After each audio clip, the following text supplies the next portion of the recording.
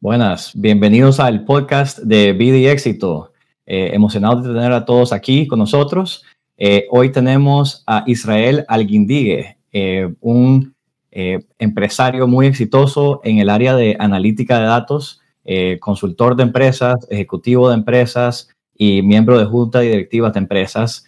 Así que un latino muy exitoso aquí con nosotros hoy. ¿Cómo estás, Israel? Buenos días, vale, muy bien. Muchísimas gracias por darme la oportunidad de compartir contigo y con tu público. Claro que sí, Israel. Un placer tenerte aquí. Bueno, cuéntanos un poquito más acerca de quién es Israel. ¿Dónde creciste? ¿Dónde estudiaste? Cuéntanos un poquito más de tu historia para entender un poquito más de tu contexto.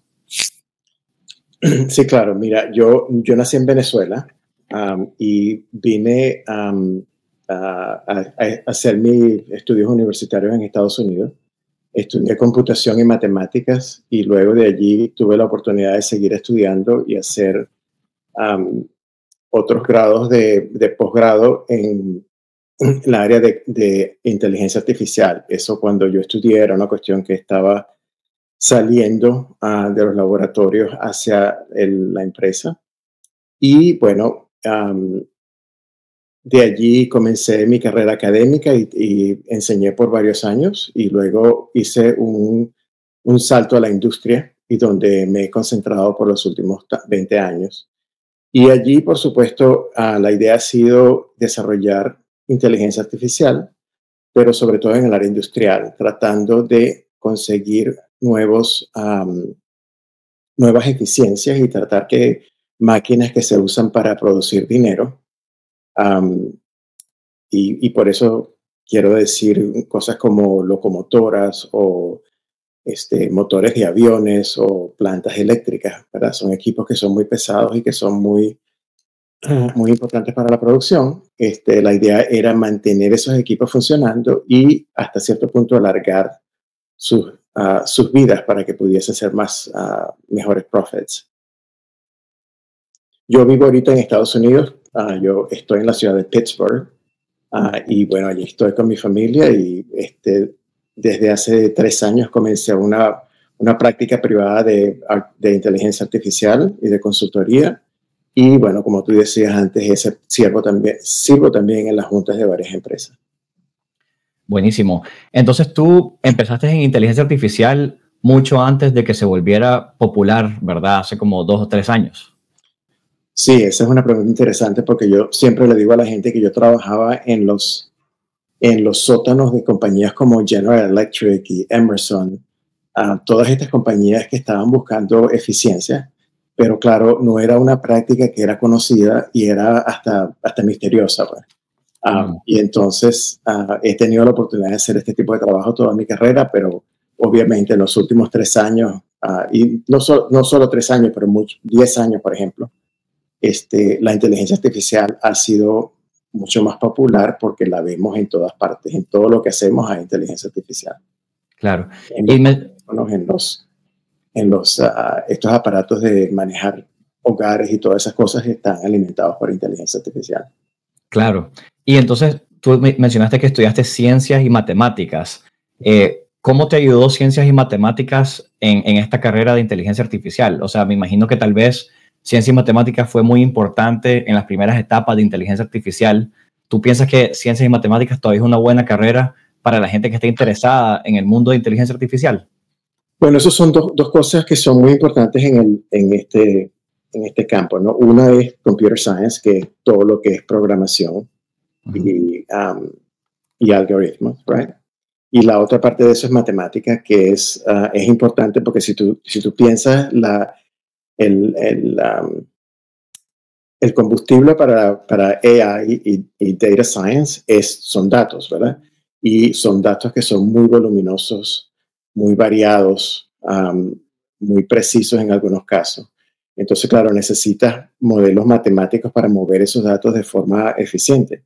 Entonces, todas las cosas que uno estudiaba en la universidad sobre matrices, por ejemplo, todo eso se aplica en el área de datos para manipular, para procesar y y curar lo que nosotros llamamos las datasets, que son donde la inteligencia artificial extrae todas las insights. Para alguien que, por ejemplo, quizás está empezando su carrera, ¿verdad? Y está decidiendo, ok, qué quiere hacer. Tal vez si tiene un contexto matemático, científico, y quiere decidirse como, ok, ¿qué es el mejor camino para mí? Viendo para atrás, o sea, sabiendo lo que tú estudiaste, ¿qué le recomendarías tú a esta persona? ¿Le recomendarías una carrera sobre otra? ¿Tú hubieras hecho algo diferente cuando se refiere a los estudios? ¿O qué recomendarías a alguien que está empezando desde cero? Mira, lo interesante de este campo, ¿verdad? Y es más que, yo creo que es más que inteligencia artificial, yo lo llamo ciencias de datos, es que está ahorita, es un instrumento ahorita como otros instrumentos de negocio. Es un instrumento que te ayuda a tener ventaja, ¿verdad? En un mercado que es bastante competitivo. Pero hay muchísimas carreras que han surgido a través de la necesidad de implementar estos sistemas a escala. Y son cosas como analistas de datos, por ejemplo, o personas que trabajan en estadística, o personas que trabajan en bases de datos, o personas que trabajan en la nube.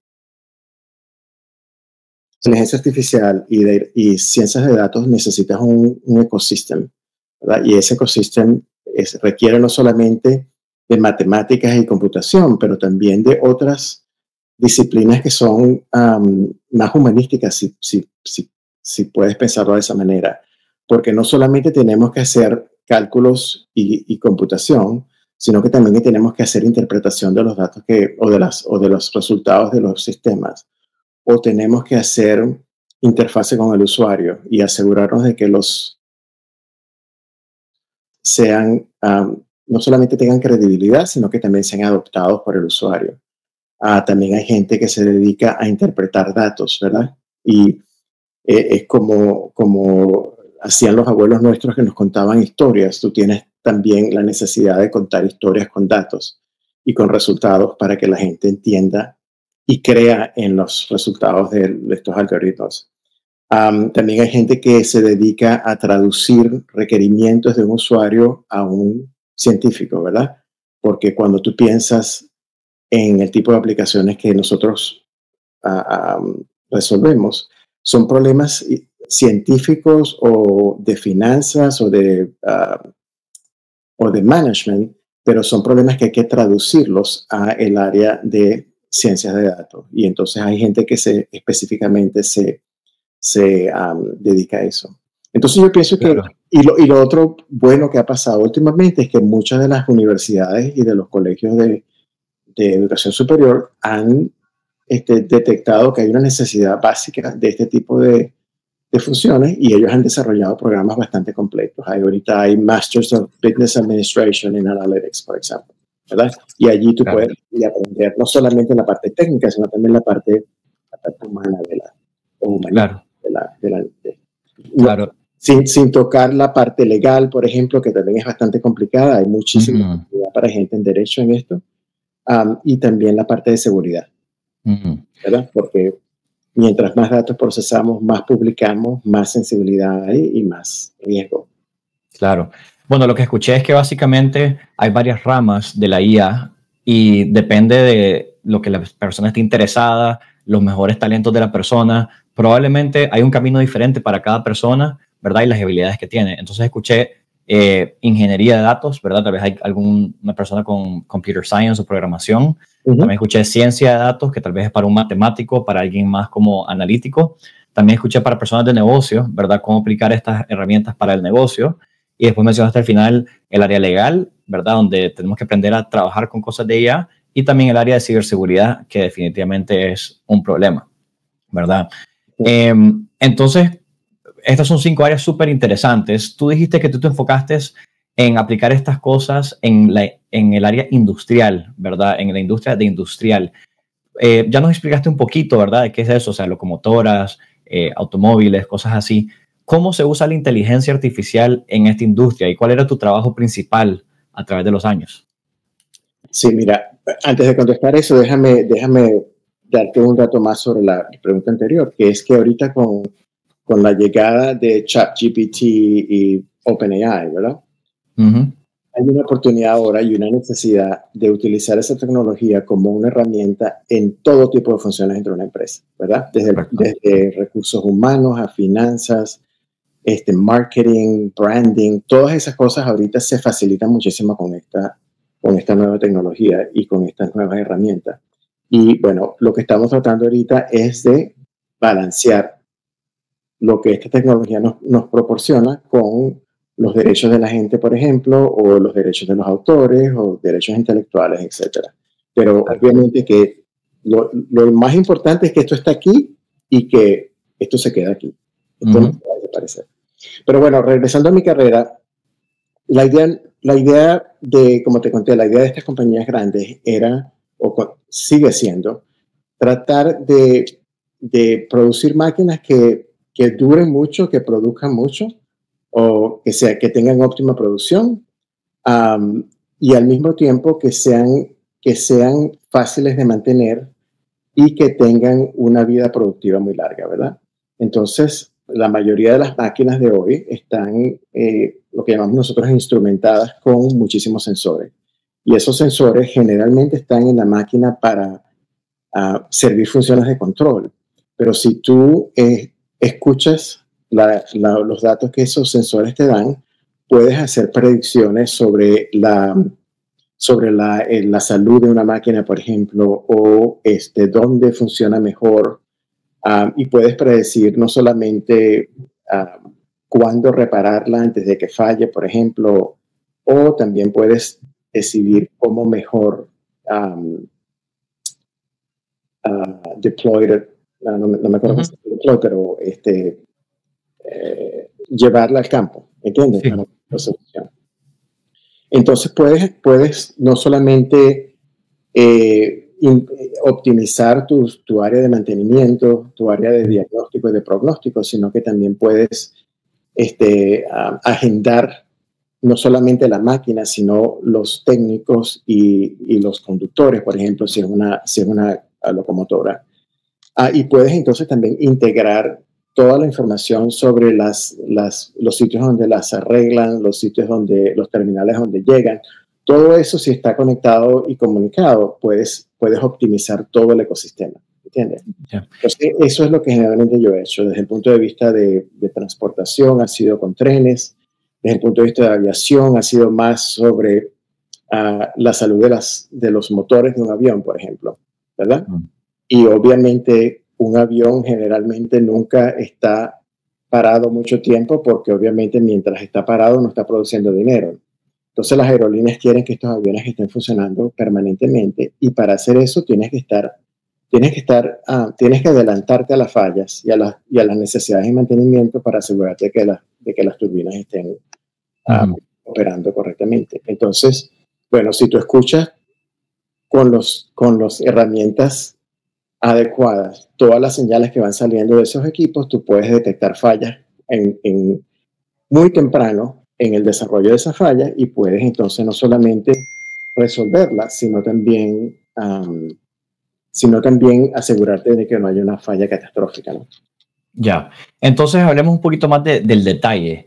Entonces básicamente tú tienes estos sensores que están escuchando la data, ¿verdad? Están viendo diferentes puntos de información, y estos sensores y esta información, esta metadata creo que se llama, se guarda en algún lugar, y la IA está leyendo esa data y viendo dónde pueden haber problemas y tirando alertas, por ejemplo, ¿verdad? Entonces, ¿eso dirías que es una descripción de lo que tú estás mencionando?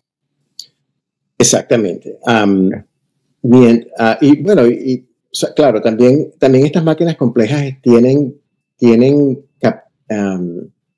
la facilidad de hacer diagnóstico predictivo.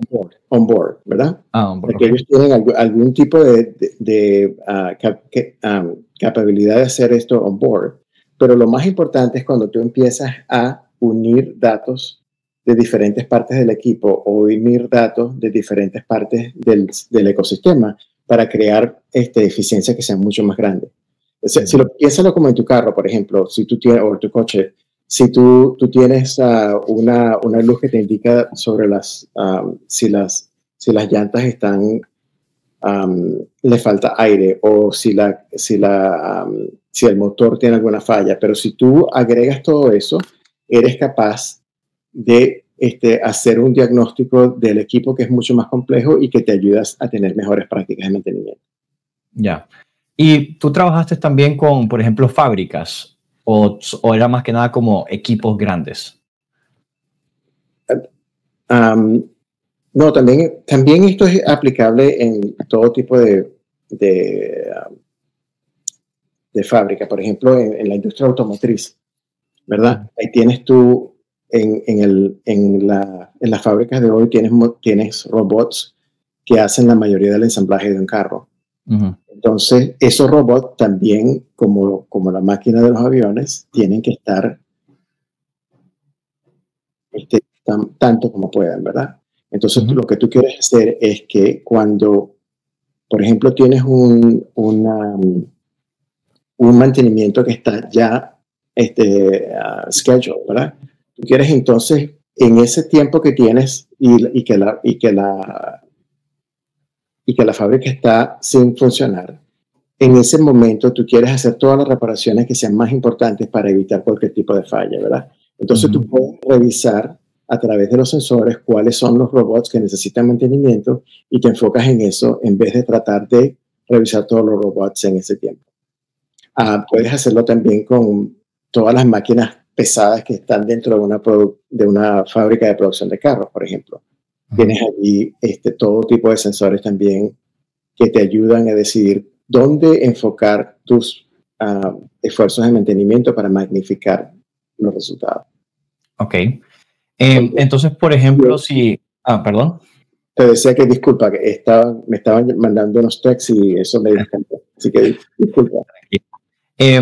Entonces, vayamos como que a casos tal vez que pasan bastante en Centroamérica. Por ejemplo, tenemos fábricas, las maquiladoras, por ejemplo.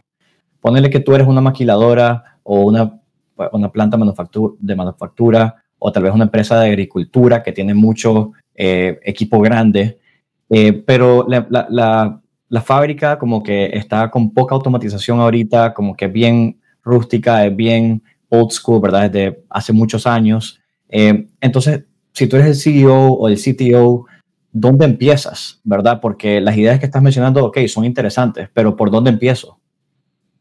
Esa es muy buena pregunta. Típicamente, lo interesante es que, claro, las máquinas que son mucho más modernas, que están producidas dentro de los últimos 5 o 10 años, ya tienen muchísimos sensores y proveen una cantidad de datos para hacer el tipo de trabajo que te estaba describiendo. Hay mucho equipo que es mucho más viejo y que no tiene ese tipo de potencial. Y en esos casos, idealmente lo que se hacen es que se instalan sensores que están fuera de la máquina, ¿verdad? Puedes emplear técnicas como vibración, por ejemplo, donde tú estás mirando el comportamiento de una máquina y lo puedes hacer con sensores o lo puedes hacer con cámaras. Y ese tipo de sensores y ese tipo de técnicas también te ayudan a detectar fallas, ¿verdad? Porque, por ejemplo, si tú tienes si tú tienes una máquina que tiene un rodamiento y ese rodamiento está dañado, tú vas a ver patrones en movimiento que son muy diferentes a los que la máquina tendría cuando no tiene problema. Entonces hay una cantidad de técnicas que son más allá de los sensores que están dentro de la máquina. Hay termografía, por ejemplo, que mira a cambios de temperatura en un equipo y que puede detectar what we call hotspots, ¿verdad? Que son áreas de una máquina que se calientan porque hay fricción, por ejemplo. O puedes mirar vibración, o puedes mirar ultrasound. Y también hay una técnica interesante que tiene que ver con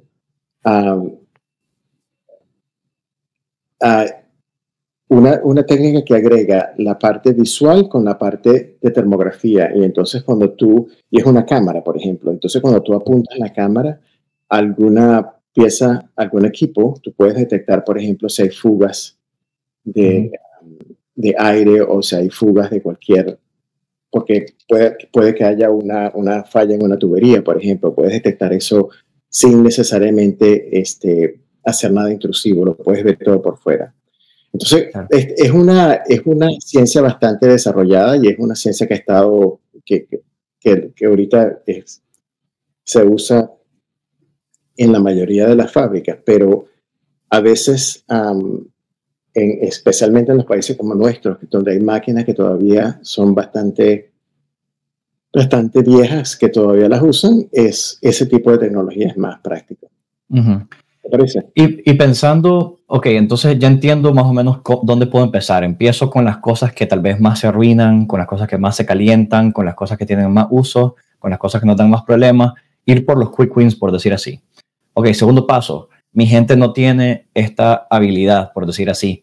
¿Qué tipo de perfil debería estar como que quizás entrenando en estas tecnologías? ¿O cómo invertimos en la habilidad de nuestra gente de desarrollar estas como que nuevas tendencias y cosas así, o tenemos que depender de terceros? ¿Qué recomiendas tú como en la educación de la gente? Bueno, lo primero es que yo siempre le recomiendo a la gente que comience con los equipos que son más importantes. Los equipos que son pesados, que son los que se utilizan para hacer producción, ¿verdad?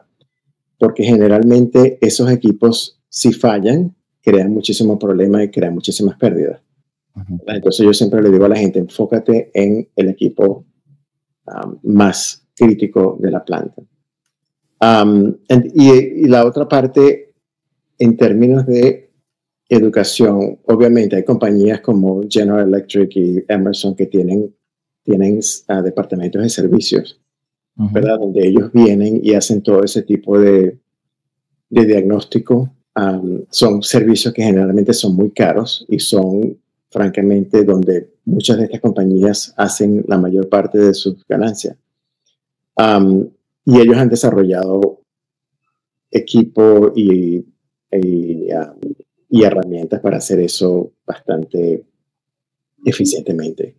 Pero lo más, yo creo que lo que más importa aquí es que también hay mucho equipo que es relativamente inexpensive, ¿verdad? Que puedes usar para hacer este tipo de diagnóstico. Y generalmente no es un equipo que tú instalas, sino es un equipo que tú cuando vas de máquina en máquina haciendo tus diagnósticos, puedes usarlo móvilmente, ¿verdad? Claro. Cámaras o son micrófonos o son sensores de vibración que puedes, por ejemplo, los sensores de vibración pueden ser puestos en una máquina con imanes, por ejemplo, ¿verdad? Entonces puedes usar el mismo equipo en diferentes máquinas, pero tienes que saber dónde ponerlo, ¿verdad? Claro. Tienes que estar cerca de donde la falla pueda existir para poder oír lo que está pasando. Claro. Sigo con el tema de educación, porque si ahora me cambio de sombrero, de CEO a el jefe de la planta o un joven ambicioso que quiere llevar estas mejoras a una planta, ¿cómo me educo yo en esto? Porque suena como algo bastante técnico, pero ¿cómo aprendo yo, verdad, a hacerme mejor en esta área? Hay cursos, hay programas que recomiendas, hay libros. ¿Cómo le recomendarías a alguien que está tratando de llevar esto a su empresa para educarse ellos mismos? Bueno, yo creo que hay muchos diferentes sources. Sí, y sobre todo en la época nuestra en que vivimos con YouTube, right? Entonces yo le diría a una persona que está tratando de comenzar que estudiase a través de esos medios que no solamente son buenos desde el punto de vista técnico, sino que también son bastante visuales y son bastante fáciles de digerir. Pero hay programas en universidades donde, en ingeniería, sobre todo en ingeniería mecánica, donde hay un enfoque muy claro en diagnóstico, y eso sería un camino interesante para una persona que está tratando de aprender. Y la otra cosa también es que cualquier suplidor de este tipo de equipos tiene una cantidad de, no solamente cursos en línea, sino que también tienen cursos en fábrica que generalmente ofrecen a sus clientes. Entonces, si alguien está trabajando en una fábrica y sabe de un equipo que puede ser útil para la función, yo pienso que contactar a esos proveedores y pedirles ese tipo de entrenamiento me parece totalmente factible y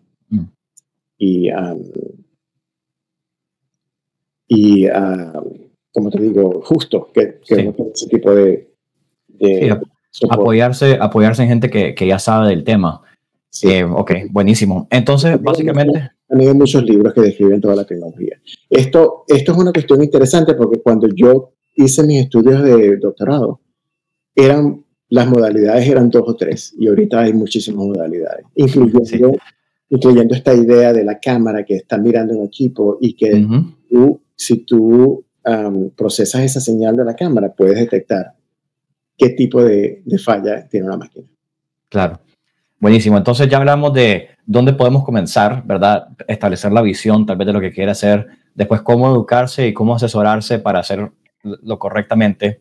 Y después viene, obviamente, siempre la pregunta del CEO y del CFO, ¿cómo justifico el ROI, ¿verdad? El retorno de esta inversión para justificar una inversión. Mencionaste antes que quizás hay modelos de que no son tan caros como otros. Entonces quizás empezar por ahí, pero en tu experiencia, ¿cómo has trabajado tú con el CFO o CEO para cómo justificar estas inversiones? ¿Cuáles son tal vez como que usualmente los puntos clave que te ayudan a ganar ese caso? Esa es una pregunta clave y esa es tal vez una de las partes más difíciles de justificar un proyecto, ¿verdad? Porque generalmente tú piensas en términos de valor. O sea, ¿qué tipo de valor vamos a crear con esta solución? Y ese tipo de valor lo puedes medir o en términos de reducir costos o en términos de producir más y ganar más dinero, ¿verdad? Esas son las dos. Esas son las dos, lo que nosotros llamamos buckets of value, ¿verdad? O sea, ¿es el revenue o es cost? Entonces, tiene que ser un estudio detallado de el tipo de maquinaria que tienes, lo que cuesta esa máquina, la vida que tiene la máquina, si la extiendes, cuánto más puedes producir con esa máquina. Tú miras las horas que inviertes en mantener la máquina, ¿verdad? Entonces lo miras en términos de la labor, ¿verdad? ¿Cuánto invertimos nosotros en esta máquina al año y cuánto podemos reducir ese mantenimiento? Lo miramos en medida de disponibilidad o availability, que quiere decir si nosotros tenemos la máquina disponible más tiempo, qué tipo de extra revenue podemos conseguir, ¿verdad? Entonces siempre tienes que estar buscando las formas en que el valor se presenta dentro del proyecto y calcular y monetizar eso, ¿verdad? Entonces si es en términos de labor, tienes que calcular lo que te cuesta un técnico por el tiempo que vas a ahorrar, ¿verdad? Y eso te da una ecuación de valor. Puedes pensar en que si tengo una máquina disponible más tiempo, puedo producir más y entonces cuánto cuesta o cuánto genera esa disponibilidad, ¿verdad? Entonces siempre tiene que estar, y sin ese número, que es lo que nosotros llamamos la proposición de valor, es imposible convencer a gente de que inviertan en la tecnología. Sí. Entonces, y también uno siempre tiene que tomar un leap of faith, ¿verdad? O sea, el instinto de uno y la intuición de uno también te dice como que, hey, ok, aquí está el valor, este va a ser el impacto que va a tener esto, pero además de esto, si yo puedo manejar esto bien, bueno, me va a ayudar a tomar mejores decisiones, me va a ayudar a tal vez no comprar una máquina en 10 años, sino en 15 años. Entonces, como que sí, tienes que tal vez tirar la moneda a veces y esperarte que caiga en la decisión correcta, pero muchas veces estos programas te ayudan a educarte y a ver qué otras oportunidades hay porque uno aprende de ese proceso también. Sí, y también hay una parte que no hemos mencionado todavía que es tangible, pero no se mide tan fácil, que es lo que nosotros llamamos tranquilidad de mente, ¿verdad? Peace of mind, ¿verdad? Sí. Que quiere decir, bueno, si la máquina no se rompe, el cliente va a estar más feliz. El cliente va a poder pasar su fin de semana en la playa sin tener que regresar a la fábrica porque hay un problema. O sea, hay una cantidad de otros factores que son muy, muy importantes también, que tienen que ver con el humano, ¿verdad? La reputación de la compañía, por ejemplo. No tienes que manejar crisis de la misma manera. O sea, todas esas cosas que son más suaves o más, lo que nosotros llamamos más soft, ¿verdad? son tangibles y muy importantes, pero no se pueden medir tan fácil. Sí, difícil de medir. Ok, buenísimo. Entonces, ya recurrimos bastante de la vida de antes de empezar el proyecto. Después el CFO dice, ok, aprobado el proyecto. ¿Cómo se ve uno de estos proyectos típicamente? O sea, ¿son rápidos? ¿Toman tiempo? Como que, ¿cuál es como la vida del proyecto, por decir así? Y después del proyecto, ¿qué tipo de mantenimiento requieren? Correcto. So, yo siempre le digo a la gente que es importante que uno tenga victorias tempranas en el proyecto. O sea que generalmente cuando yo voy independientemente de cuán complicado sea, uno siempre trata de buscar unas ventajas, unos valores, unas victorias tempranas para demostrarle no solamente al CFO y al CEO, sino a la compañía y a la gente que está trabajando contigo, que te está dando tiempo para poder lanzar un proyecto, etcétera. Es importante tener esas victorias tempranas, ¿verdad? Para ganar credibilidad y para también crear entusiasmo, ¿no? Pero generalmente lo que pasa es que tú comienzas con un problema pequeño, bien definido, y mientras más avanzas en la solución, te das cuenta de que hay millones de otras oportunidades. ¿Entiendes? Entonces, generalmente tú comienzas con algo pequeño, eres capaz de demostrar tu valor y entonces eso se vuelve como una práctica, como una parte de la cultura donde tú sigues pensando y pensando cómo puedo yo continuar mejorando la producción o la función, ¿verdad? O los márgenes o los productos. Entonces siempre tienes la oportunidad de seguir avanzando, que a mí me parece que es una cuestión muy interesante y muy alentadora, porque tú sabes que hay una gran cantidad de posibilidades dentro de una empresa de crear más valor si utilizas los datos que tienes por todas partes, ¿entiendes? Sí. Entonces, quisiera darte una respuesta como decirte, me busco a dos data scientists y 2 data analysts y termino esto en 2 semanas. Pero eso puede ser una parte de la solución, pero generalmente lo que consigue es que hay tantísimas otras fuentes de valor que valen la pena explorar y que son importantes para la producción y las... Claro, es un trabajo continuo. Y yo también, algo que he notado es que, ok, o sea, me gusta la idea que dice de ir en pasos pequeños, ¿verdad? Ir uno a la vez, cosas pequeñas, ir cogiendo valor rápido. Pero muchas veces yo he notado que eso toma mucha gestión de cambio, porque la cultura de la empresa o las personas de la empresa no están acostumbradas a moverse tan rápido y a estar innovando, ¿verdad? Están acostumbradas a hacer las cosas de como se hacen hace 30 años. Entonces, ¿cómo has visto tú y qué metodologías has usado tú para tratar de cambiar esa cultura un poquito, para generar un poquito de interés, para generar esa curiosidad de seguir mejorando? Sí. Eso es tal vez una de las partes más complejas también de toda la ecuación, que quiere decir que no solamente está la solución técnica, ¿verdad? Y lo que nosotros llamamos insights, que son los resultados o las predicciones o las configuraciones que salen de un proyecto como esto, sino que después tienes la parte humana, que es cómo hacer que la gente crea en esos resultados, que los adopten, ¿verdad? Y que al mismo tiempo cambien lo que nosotros llamamos workflows la forma en que hacen el trabajo para adoptar esa información y esos resultados, ¿verdad? Porque lo que nosotros tratamos de hacer generalmente es buscar partes donde hayan lo que llamamos aquí bottlenecks, ¿verdad? Lugares donde hay mucha ineficiencia o donde hay que esperar mucho porque estás esperando una respuesta o una configuración. Entonces, no solo es conseguir el resultado, sino hacer que la gente adopte o que la gente que está involucrada adopte los resultados y los meta dentro de sus normas de trabajo. Sí.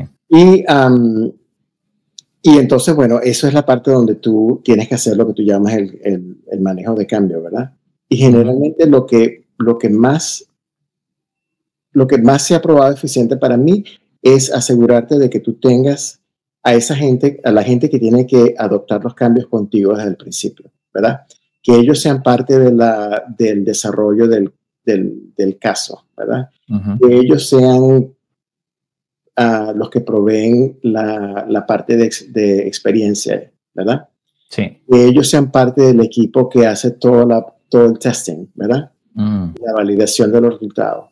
Entonces ya esa persona que va a adoptar el cambio se siente como que esa es parte de su solución, como que ellos han sido una parte integral de esa solución. Y esa es generalmente la forma más limpia de implementar este cambio, ¿verdad? Sí. Porque desde el punto de vista es un cambio de cultura. Estás cambiando como siempre has hecho algo, ¿verdad? Adoptando un sistema nuevo, si quieres, o un resultado nuevo.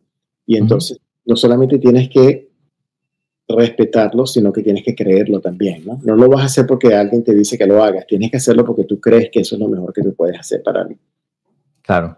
Y yo también soy full creyente. Bueno, esa es una muy buena idea. Como que me encantó lo que mencionaste de involucrar a la gente que va a estar haciendo el trabajo desde el principio. También creo de que viene todo de arriba también. La dirección viene de arriba, ¿verdad? Y la gente de arriba tiene que estar dando un mensaje claro, teniéndolos accountable, ¿verdad? O sea, que ellos sean los dueños de ese proceso, ¿verdad? ¿Y cómo has visto tú de que la gerencia, ¿verdad?, puede liderar esto desde arriba? Porque si el mensaje viene bien desde arriba, usualmente también pasan mejor las cosas. ¿Qué consejo le darías a un ejecutivo de cómo llevar gestión de cambio, que se le llama? Sí, mira, eso también es parte de la ecuación, ¿verdad? Si lo piensas de otra manera, los líderes son la gente que son los que se van a beneficiar más del valor que creas, ¿verdad? Ellos son los que son jefes de la inversión, pero también son jefes de los beneficios, ¿verdad? Entonces, es muy importante que ellos estén contigo desde el principio también. Y es muy importante que ellos también endorsen el proyecto, ¿verdad? Y que continúen creando la ambición y el entusiasmo de esa nueva, de lo que el proyecto significa. Y muchas veces yo veo que ellos tratan de enmarcar este tipo de proyectos como el futuro de la compañía, ¿verdad?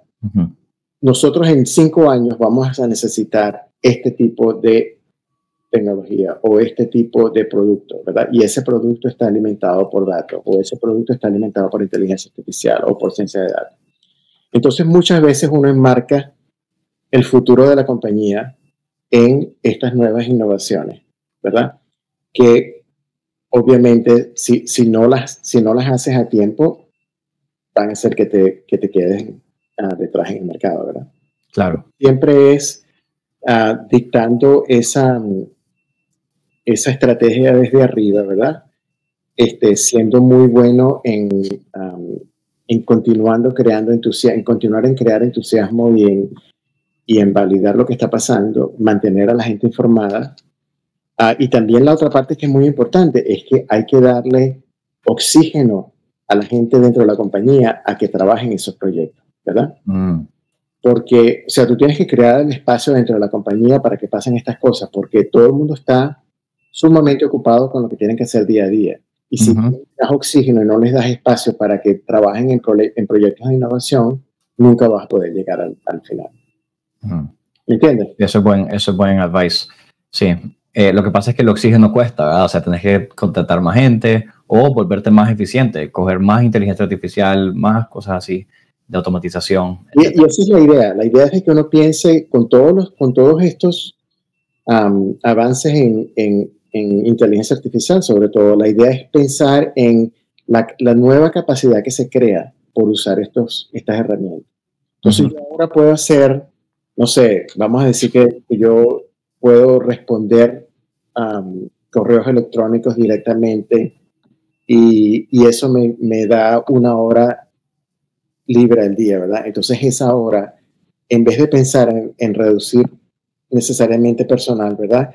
Piensa en esa hora como algo que te ayuda a crear nueva capacidad, a involucrarte en nuevos proyectos, en crear nuevos productos. Claro. Entonces, es como una filosofía de abundancia. Sí, ¿verdad? claro. Tengo más recursos que tenía ayer y esa abundancia la puedo usar para crear más valor todavía. Sí. Bueno, buenísimo, Israel. Muchas gracias. O sea, me encantó cómo caminamos a través del proceso de tomar una decisión de estas y después de que se hace la decisión, cómo se sigue. Me gustaría también hablar, antes de cerrar, ¿verdad? Hablamos mucho del área industrial hoy, ¿verdad? De maquinaria. Tomando un paso para atrás, ¿qué consejos le darías, ¿verdad? A la gente que está operando en este mundo donde la inteligencia artificial está cambiando todos los días. O sea, nosotros, por ejemplo, implementamos un modelo de IA hace una semana y dijimos no se puede poner en la nube porque no han lanzado esa capacidad todavía a AWS.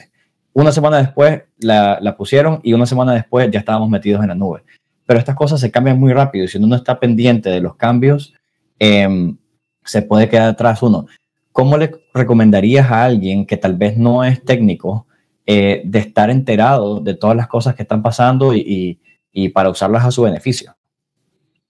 Bueno, la única respuesta a eso es que uno tiene que estar pendiente y estar informado. Y bueno, lo importante ahorita y lo bello de lo que ha pasado con podcasts y todo este tipo de tecnología digital, de media digital, es que tienes oportunidades de suscribirte a muchísimos canales donde estas cosas están siendo discutidas día a día. Pero eso es una parte de la inversión que hay que hacer. Uno tiene que tratar de estar encima de lo que está pasando, porque como tú dices, en una semana pasan muchas cosas, ¿verdad? Y